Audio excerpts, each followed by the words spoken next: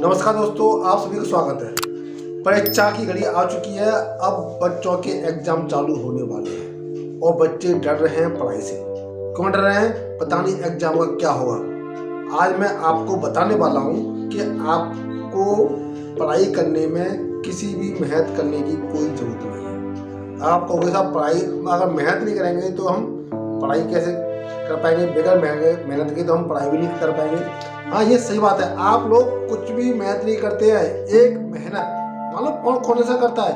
एक labour work का आदमी सुबह से लेके 9 बजे से लेके शाम के 6 बजे तक मेहनत करता है, उसको मेहनत कहते हैं। एक किसान रात दिन एक करके अपनी फसल को उगाता है और रात दिन काम करता है, उसको मेहनत कहते हैं। आपको डर लगता है एक टेबल से, एक कुर्सी से? आपको बंद कमरे में बैठ के आपको पढ़ाई करने में शर्म आती है, आपको पढ़ाई करने में दिक्कत आती है क्योंकि आपके पास एक कूलर है, कमरा है, एसी है और एक छांव है।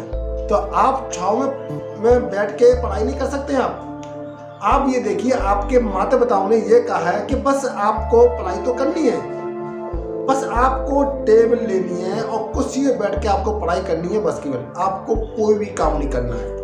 और फिर भी आप इतनी टेंशन लेते हो अपने दिमाग पे कि आपको पढ़ाई से दूर भागते हो। आप जब एग्जाम आते हैं तब आप रोते हो, पता नहीं क्या होगा।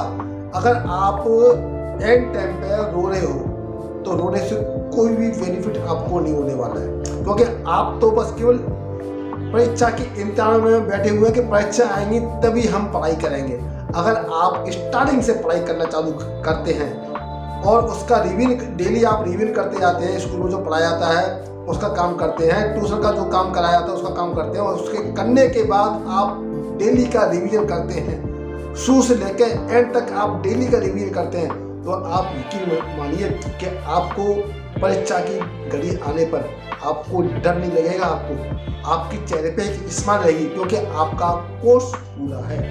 अगर आपको डर लगता है और इसको कैसे छुटकारा दिया जाए, इस डर से आपको कैसे मुक्त किया जाए, आपको मैं एक चीज छोटी सी बताने वाला हूँ। देखिए, आप सबसे पहले तो ध्यान करना चालू कर दें। आप एकांत कमरे में बैठ के आप ध्यान चालू करें और मन को शांत कर लें। तब तक शांत करते रहें आपके दिमाग में कोई भी विचार शून्य ना हो जाए, विचार आना बिल्कुल बंद हो जाए।